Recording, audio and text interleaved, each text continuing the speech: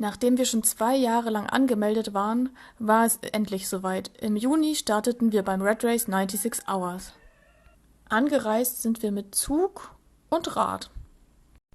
Wir sind in Salzburg gestartet, auf dem Alpe-Adria-Radweg nach Villach geradelt und am nächsten Tag ging es weiter über den alten Loibelpass nach Ljubljana. Am 14.06. um 5 Uhr morgens ging es los. Start war im Zentrum von Ljubljana.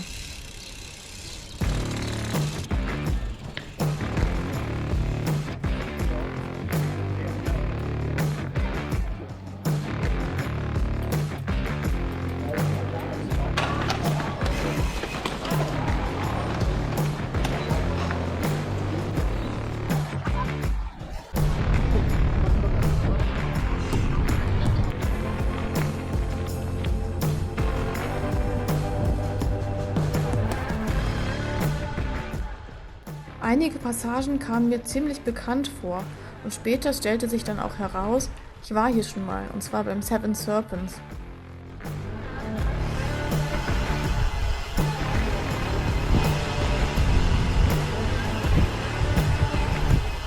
Ich habe gerade versucht, einen Riegel auszupacken. Das ging erst schwer und dann ist er auf den Boden gefallen. Da liegt er jetzt immer noch. Die Packung ist in meiner Rahmentasche.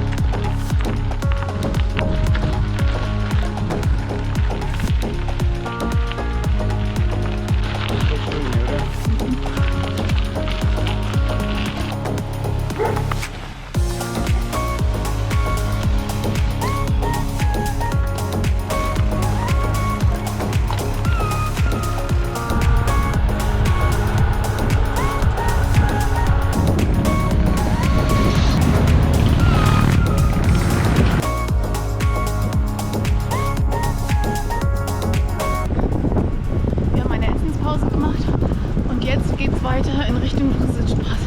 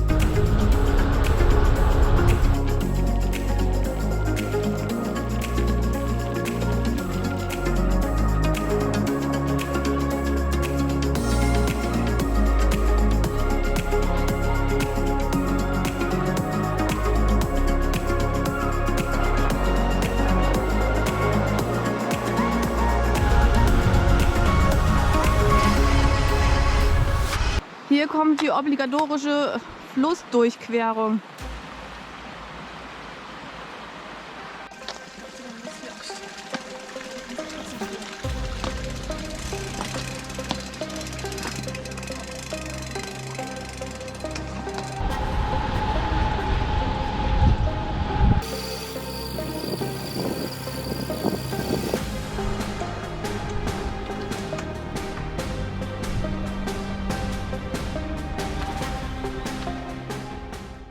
Gegen 10:30 hatte Nick plötzlich richtigen Hunger und wir haben mal versucht, etwas zu essen zu finden.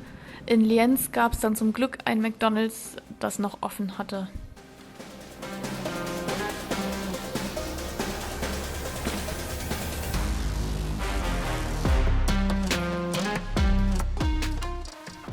Jetzt ist es nachts um 1 und uns hat gerade die Polizei angehalten, was wir denn hier machen.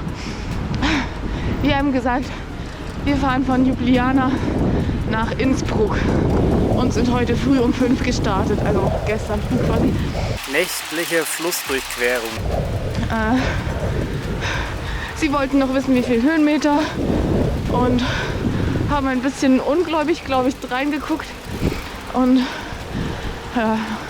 wollten aber nichts weiter sehen von uns und wir durften weiterfahren. Wo auch immer der Weg ist. Nach dem Hunger kam die Müdigkeit. Also beschlossen wir, uns ein paar Stunden hinzulegen.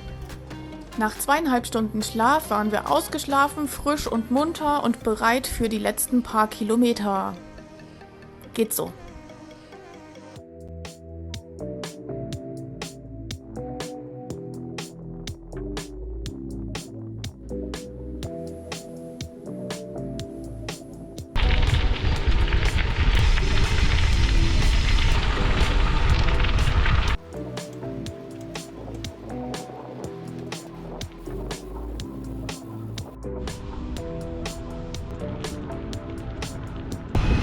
Gerade ging es ein Stück an dieser krass viel befahrenen Straße lang.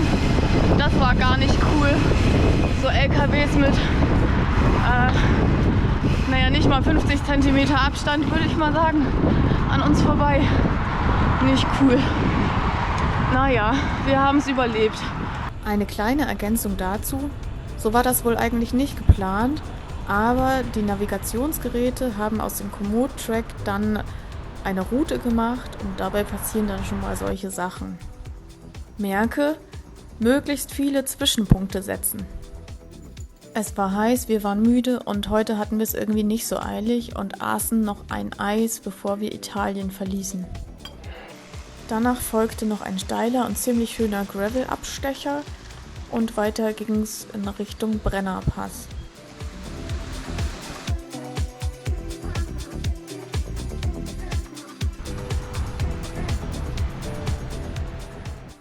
Auf der Abfahrt überrannte uns dann die Müdigkeit und wir konnten die Augen kaum mehr aufhalten.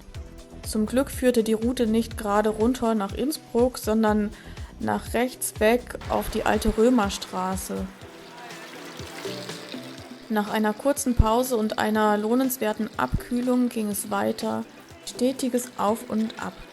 Das hielt wach, war aber natürlich ganz schön anstrengend.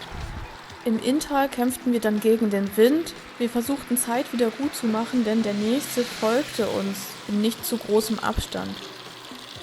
Schließlich ging es in den letzten Anstieg. Richtig steil, richtig anstrengend.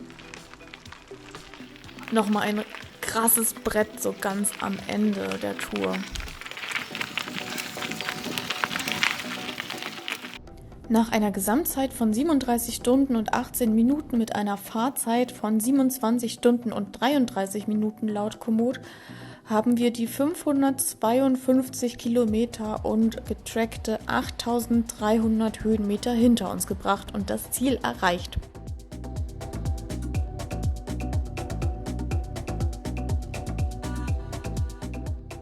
Wir verbrachten noch ein paar Tage am Achensee und warteten auf alle anderen, die das Ziel noch erreichten. Am Ende gab es dann noch eine Finisher-Party. Fazit: ein wirklich schönes Event und super geeignet für Leute, die vielleicht gerade mit dem Bikepacken anfangen oder es zum ersten Mal tun.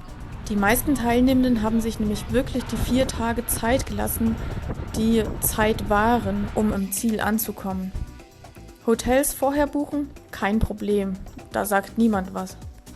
Ich persönlich hätte mir ein bisschen mehr Gravel und ein bisschen weniger Asphalt gewünscht, aber bei der Strecke von Ljubljana zum Achensee ist das gar nicht so leicht, wenn man zudem darauf achtet, nicht so viele Höhenmeter einzubauen. Mal sehen, wo die Strecke nächstes Jahr lang führen wird.